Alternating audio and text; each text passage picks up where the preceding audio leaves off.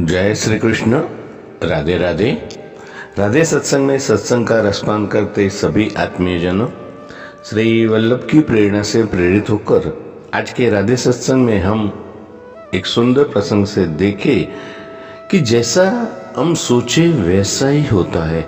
इच्छा पूर्ति और अपनी सोच का क्या संबंध है, इसके बारे में प्रसंग से देखे। लेकिन इससे पूर्व अगर आपने राधे सत्संग चैनल को सब्सक्राइब न किया हो तो सब्सक्राइब करना, जिससे आपको हर सत्संग की जानकारी मिल सके।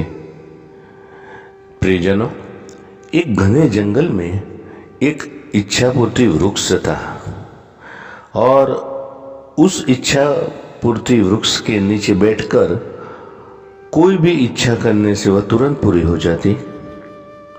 ये बात बहुत लोग जानते भी थे, क्योंकि उस घने जंगल में जाने की हिम्मत ही कोई नहीं करता था।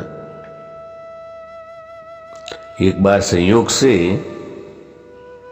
थका हुआ एक व्यापारी उस वृक्ष के नीचे आराम करने के लिए बैठ गया। उसे पता ही नहीं चला कि कब उसकी नींद लग गई। जागते ही उसे बहुत भूख लगी। उसने आसपास देखकर सोचा, काश कुछ खाने को मिल जाए। और हुआ यूं, तत्काल स्वादिष्ट स्वादिष्ट पकवानों से भरी थाली हवा में तैरती हुई उसके सामने आ गई। अब क्या, व्यापारी ने तो भरपेट खाना खा लिया और भूख शांत होने के बाद वह सोचने लगा, काश कुछ पीने को मिल जाए। तो तत्काल उसके सामने हवा में तैरते हुए अनेक शरबत आ गए। शरबत पीने के बाद वह आराम से बैठकर सोचने लगा, कहीं मैं सपना तो नहीं देख रहा हूं।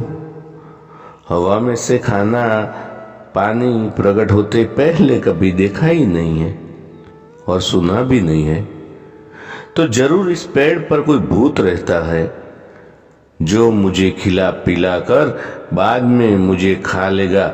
ऐसा सोचते ही तत्काल उसके सामने एक भूत आ गया और उसे खा गया। तो प्रियजनों, इस प्रसंग से हम ये सीख सकते हैं कि हमारा मस्तिष्क ही इच्छा पूर्ति वृक्ष है।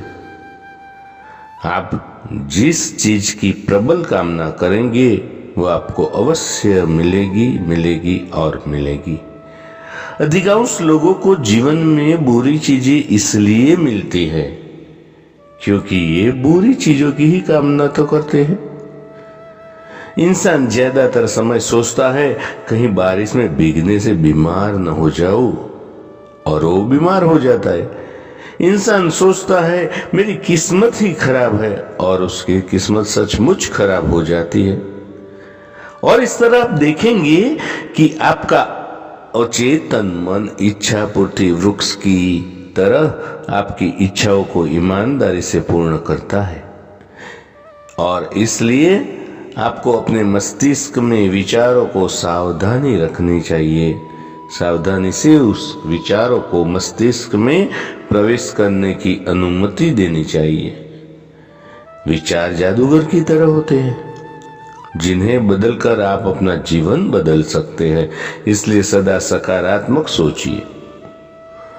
बाहर की दुनिया बिल्कुल वैसी है जैसा ही हम अंदर से सोचते हैं। हमारे विचार ही चीजों को सुंदर और बदसूरत बनाते हैं। पूरा संसार हमारे अंदर समाया हुआ है, बस जरूरत है चीजों को सही रोशनी में रखकर देखने की।